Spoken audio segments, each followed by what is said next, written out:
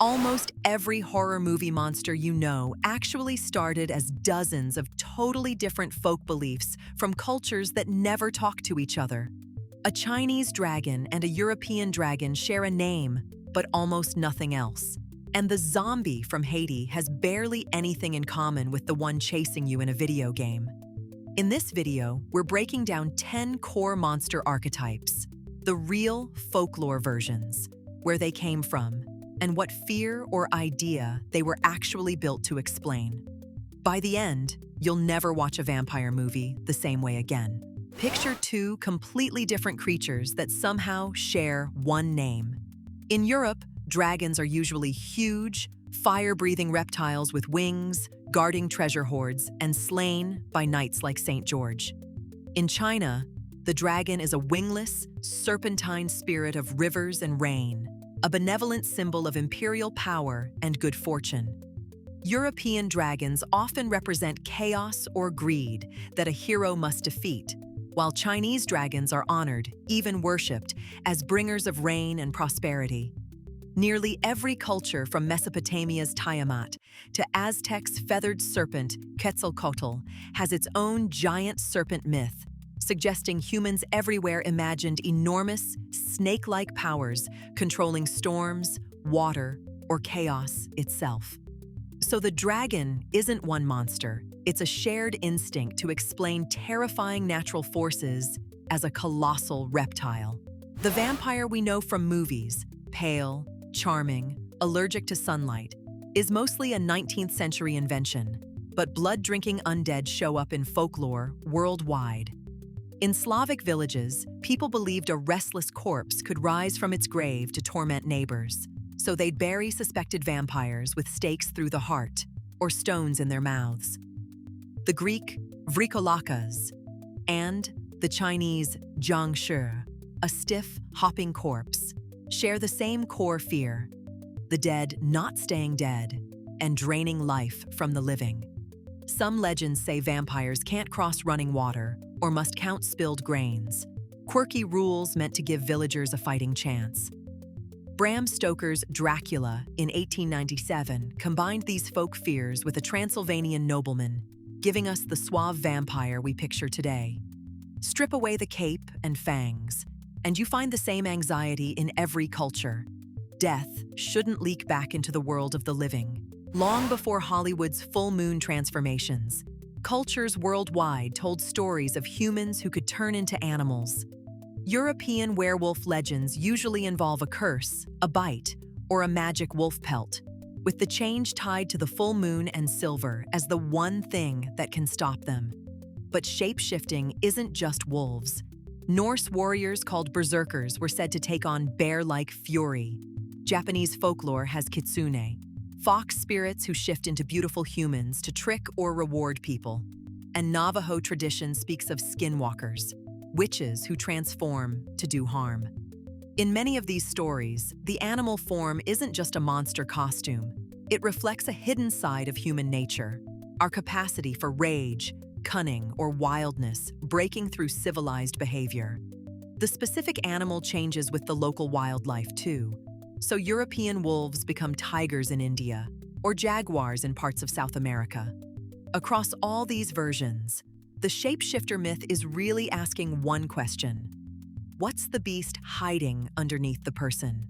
The zombie started far from shopping mall apocalypses, in Haitian Vodou folklore, where a bokor, a sorcerer, was said to reanimate a corpse or trap a living person's soul, creating a mindless slave with no free will. That original zombie myth is really a story about slavery and the terror of losing your own mind and identity, born from Haiti's brutal history of forced labor. When Hollywood picked up the idea in the 20th century, it morphed into something else entirely: a flesh-eating, infection-spreading horde, popularized by George Romero's 1968 film, Night of the Living Dead. That modern zombie isn't about lost identity anymore. It's about contagion, crowds, and the collapse of society, closer to a virus outbreak than a voodoo curse. Interestingly, the Walking Dead idea also echoes older European ghost stories of corpses that wouldn't stay buried. So today's zombie is really two very different monsters, wearing the same rotting face, one about stolen free will, the other about runaway infection. If there's one creature that shows up in literally every culture on Earth, it's the ghost, the spirit of someone who died, but didn't fully move on.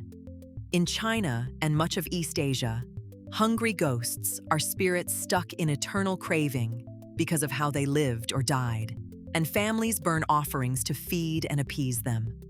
Japanese yurei are often depicted with long black hair and white funeral robes, tied to a specific place or grudge until it's resolved. European ghosts tend to be tied to unfinished business too, wandering a haunted castle until wrongs are righted or their bones are properly buried. Mexican tradition takes a warmer approach. During Dia de los Muertos, spirits of ancestors are joyfully welcomed back for one night with marigolds, food, and music rather than feared.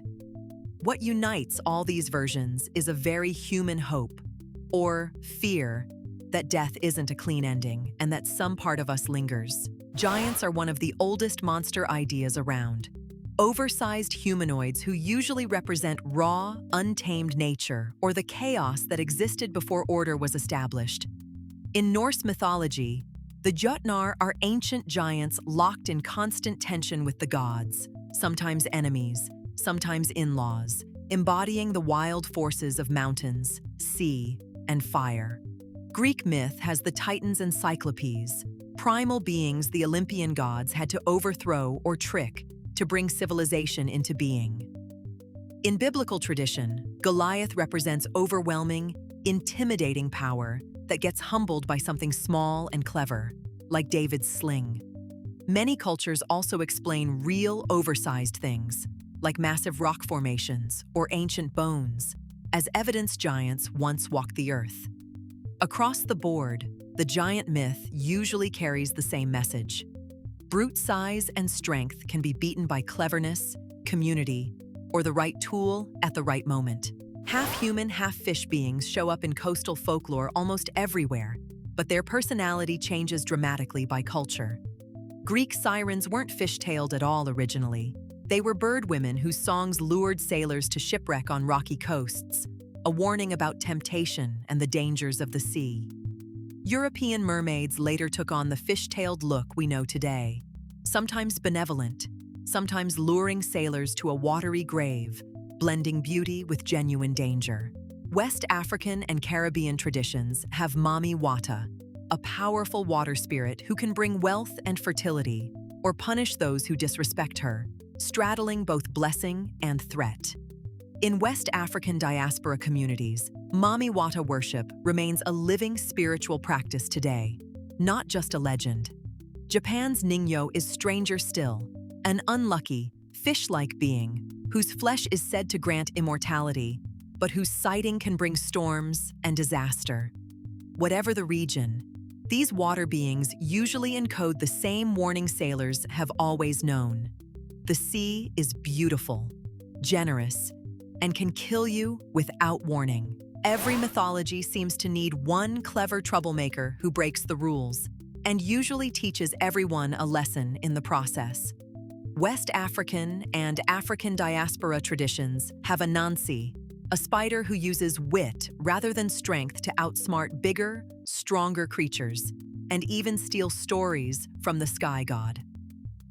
Norse mythology gives us Loki, a shape-shifting trickster god who causes chaos among the gods, sometimes helping them, sometimes nearly destroying everything, blurring the line between friend and threat.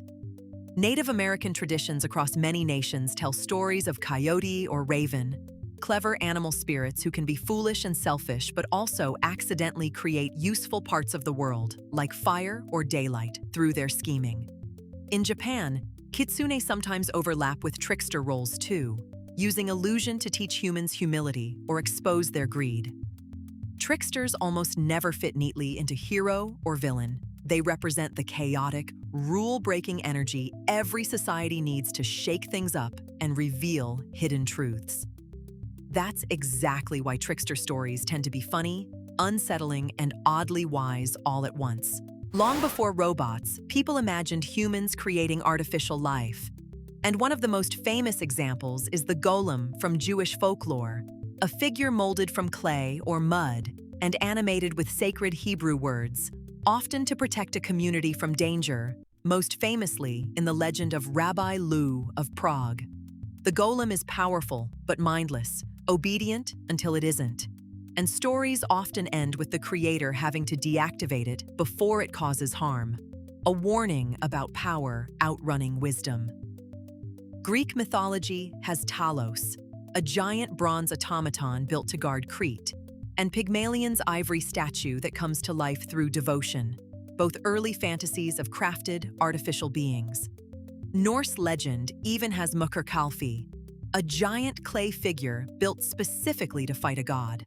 Centuries later, Mary Shelley's Frankenstein modernized this exact myth for the industrial age, swapping clay and magic words for science and electricity, but keeping the same core fear. Every one of these stories asks the same unsettling question our culture is still asking about AI today. What happens when we build something powerful that we can't fully control? Demons are one of the trickiest categories because the word covers wildly different beings, depending on the culture and religion describing them. In Christian tradition, demons are fallen angels serving the devil, tempting or tormenting humans and needing to be exorcised or resisted through faith. Islamic folklore has jinn, spirit beings made of smoke or fire who aren't automatically evil. Some are good, some are troublemakers, and some are genuinely dangerous, living in a parallel world alongside humans. Japanese oni are hulking, horned demons associated with disaster and punishment, but they're also comically featured in festivals meant to drive bad luck away for the new year. Zoroastrian tradition has devas, spirits representing chaos and falsehood, locked in cosmic struggle against order and truth. What ties these together isn't necessarily evil for evil's sake. It's the idea of a spirit realm that presses in on ours, sometimes hostile, sometimes just different rules than our own. That's why demon ends up meaning something closer to powerful spirit we don't fully understand or trust, rather than one single monster. From blood-sucking corpses to clay guardians and singing bird women, every culture on Earth seems to have invented its own version of the same handful of fears. Death that won't stay dead, power we can't control, and the animal or stranger hiding underneath a familiar face. That's the real magic of folklore. Completely separate societies, oceans apart, dreaming up eerily similar monsters to explain the same human anxieties. If you enjoyed this deep dive, subscribe for more myth-busting breakdowns of the legends behind your favorite movies and games.